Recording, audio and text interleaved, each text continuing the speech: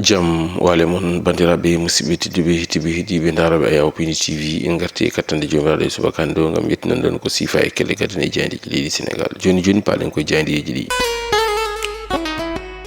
alkamisa 16 lewru octobre hitande ujunnaje 2025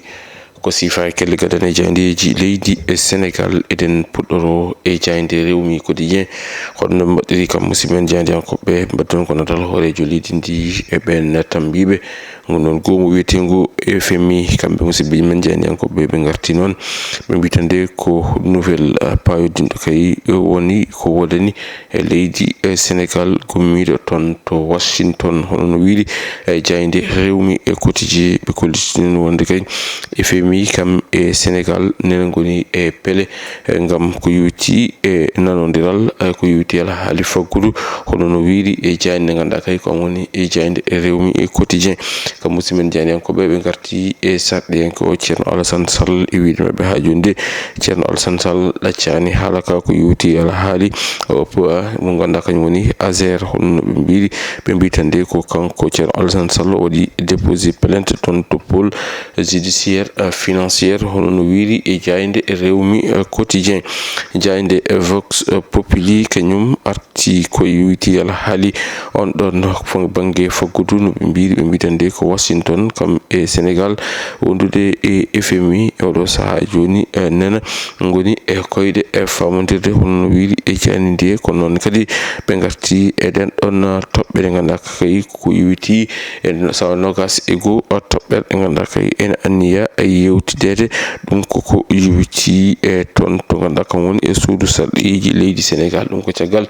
nde sarɗiyankoɓe gudditi on ɗon section mumen ko yuti ala haali gonka suudu sarɗiji leydi Sénégal ko guuɗi omo ganduɗa kam woni Ousmane Sonko hoorejo jagorɗo o ina tawe e nder jayde nde ganduɗa kay ko kam woni jayde Vox Populi e jayde point acti kañum ko arti koye ala haali omo ganduɗa kam woni gonnoɗo ete hoorejo leydi Sénégal Macky Sall on mbaɗiri kam musidɓe jaydiyankoɓe ɓe garti ko yuti e ala haali toon to suudu sarɗiyeji no ɓe mbiri ɓe mbitande ko projet de résolution wondude mise en accusation wonde fewde omo ganduɗa kam woni gonnoɗo ete hoorejo leydi e Sénégal ko ɗum kay woni ko nawa toon to bureau omo ganduɗa kam woni hoorejo suudu sarɗiyeji e leydi ndi hono no wiiri jayde ganduɗa kay kam woni jayde point acti kam musidɓe jaydiyankoɓe ɓe garti e ceerno Alassane Sall mo ganduɗa kay ɓe kolliti ko yuti ala haali Azer ha joni de ceerno Alassane Sall kañum ɗaccani hunde nde ɓuuɓi kañum nene woni e on ɗon pele ko yuti ala haali Azer ene tawe jayde point acti jayde Walf Quotidien kañum arti ko yuti ala haali on ɗon mise en accusation fewde e o mo ganduɗa kañum woni gonnoɗo ete hoorejo leydi e Sénégal no ɓe mbiri kam musidɓe jaydiyankoɓe Walf Quotidien ɓe mbi mbode elle ko ɗum tsunami judiciaire hono no wiiri e jayde nde ganduɗa kay ko kam woni e jayde wiyetede jayde Walf Quotidien e kam musidɓe jaydiyankoɓe ɓe garti ha joni ala haali omo ganduɗa kañum woni e ceerno Alassane Sall ko yuti ala haali Azer ɓe kollitide wonde ceerno Alassane Sall oɗo saaha fandare muɗum ko nawde Azer toon to Ñawore ene tawe e jayde nde ganduɗa kay woni e jayde Walf Quotidien jayde quotidien le quotidien arti ko e ɗin ɗon négociation ngaji won tan ɗeɗɗon jewte baɗoje toon to Washington hakkude leydi e Sénégal kam e ɓe ganduɗa kamɓe goni FMI hono no wiiri e jayde nde ɓe kollitino wonde kay oɗo saaha joni FMI kañum nene jaggi ina ƴettita muɗum no fewi ko yuti on ɗon alhaali ɗum ina tawe e jayde nde ganduɗa kay kam woni jayde Vox jayde quotidien le quotidien kam musidɓe jaydiyankoɓe ɓe garti e alhaali omo ganduɗa kam woni Azer power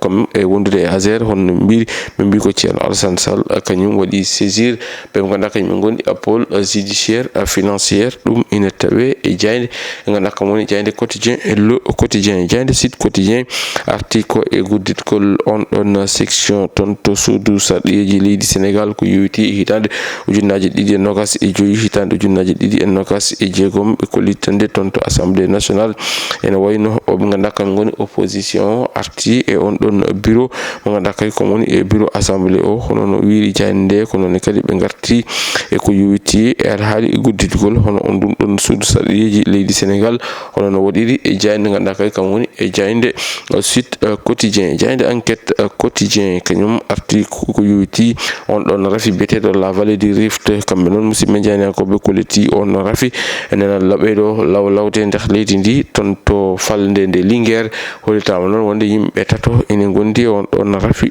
ton to falde Linguère hono wiiri jande be gartini kadi e Ceerno Alassane Sall mo ganda kay odo saha joni fandare mudum ko wadde saisir justice ko yuti e alhaali au pouvoir Azer ay wondude e Azer hono no wiiri e jande La Tribune Quotidien